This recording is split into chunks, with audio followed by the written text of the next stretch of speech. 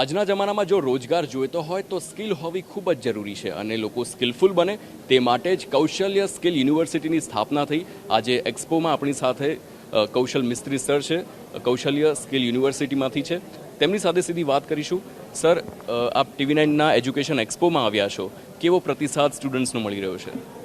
ઘણો સારો પ્રતિસાદ છે। ખરેખર હું એટલે આપની જે પહેલ છે તેને આવકારું છું, જ્યાં આગળ યુનિવર્સિટીને ઘણી બધી યુનિવર્સિટીને એક જ પ્લેટફોર્મ ઉપર લાવવામાં આવેલા છે અને એક યુનિવર્સિટીના જે બધા પ્રોગ્રામો ચાલતા હોય છે તે કેરિયર એટલે રોજગાર વાંચવું અથવા તો કેરિયર બનાવવા માંગતા છોકરાઓને એક સાથે એટલે એની વિગતો મળી શકે છે। એટલે છોકરાઓ માટે પણ ઉપયોગી છે, સાથે સાથે યુનિવર્સિટીને પણ છોકરાઓ સુધી પહોંચવા માટેનું આ માધ્યમ ખૂબ ઉપયોગી છે। આપણે સ્કિલ યુનિવર્સિટીની વાત કરીએ તો અત્યારે સૌથી વધુ ઇમર્જિંગ કયો કોર્સ છે જ્યાં સૌથી વધારે સ્ટુડન્ટ્સ ઇન્ટરેસ્ટ લઈ રહ્યા છે?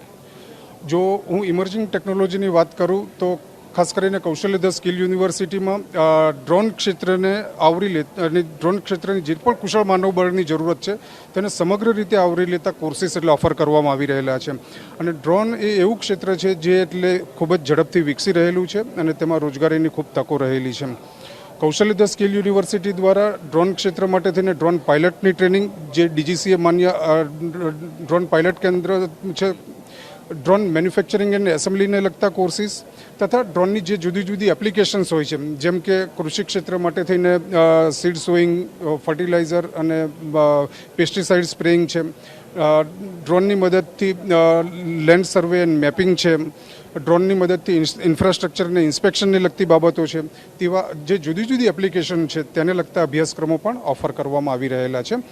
અને અમારો ધ્યેય અત્યારે રાજ્યમાં 2 ડ્રોન પાયલટ ટ્રેનિંગ માટેના કેન્દ્રો છે, જેને વિસ્તારી અને વધુ એટલે 19 ડ્રોન પાયલટ તાલીમ કેન્દ્રો શરૂ કરવાનો અમારો ધ્યેય રહેલો છે, જેથી કરીને રાજ્યના યુવાનોને તેમના ઘર આંગણે અને ખૂબ જ કિફાયત દરે ડ્રોન પાયલટના કોર્સિસ ઉપલબ્ધ બને, સાથે સાથે આ ક્ષેત્ર જે વિકસતું ક્ષેત્ર છે તેના ફળ પણ તેમને મળી રહે અને રોજગારીની તકો પણ તેમની વધે।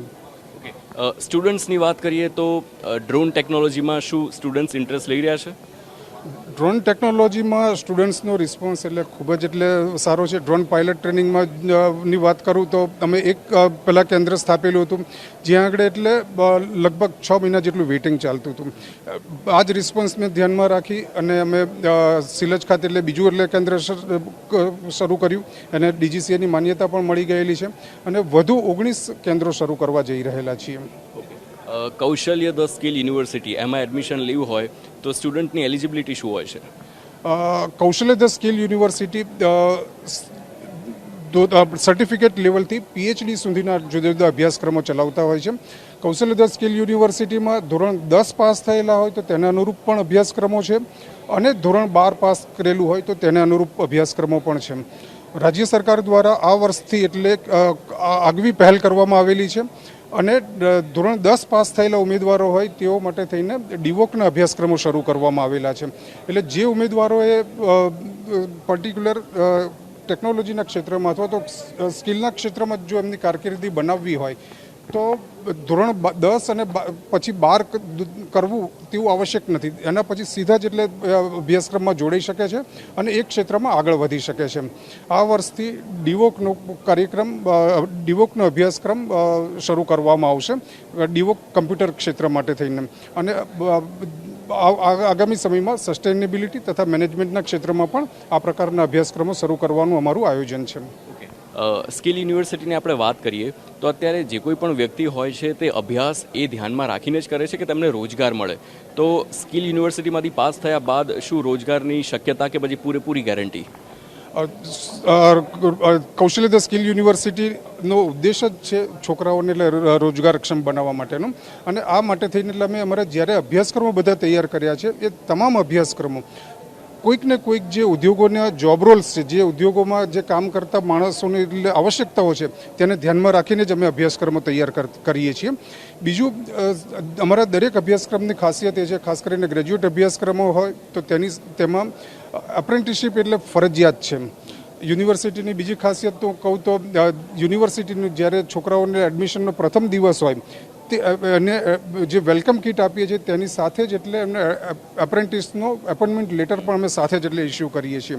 આ માટે અમે રાજ્યમાં 230થી વધારે ઉદ્યોગો સાથે MOU કરેલા છે, જેથી કરીને અમે તાલીમાર્થીઓને પ્રથમ દિવસથી જ તેઓના અભ્યાસક્રમ પૂર્ણ થયે અભ્યાસક્રમના દરમિયાનમાં કઈ જગ્યાએ એમને એપ્રેન્ટિસશીપ કરવાની છે તે પ્રથમ દિવસથી નિશ્ચિત કરી આપીએ છીએ.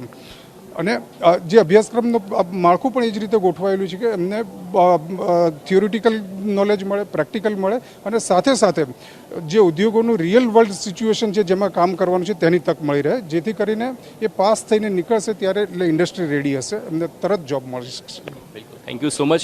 તો આ હતા કૌશલ મિસ્ત્રી સર, કૌશલ્ય ધ સ્કિલ યુનિવર્સિટીમાંથી. તેમણે કીધું કે સ્કિલ યુનિવર્સિટીમાંથી જે કોઈ પણ પાસ થઈને આગળ વધે છે તેમને રોજગાર ચોક્કસથી મળે છે.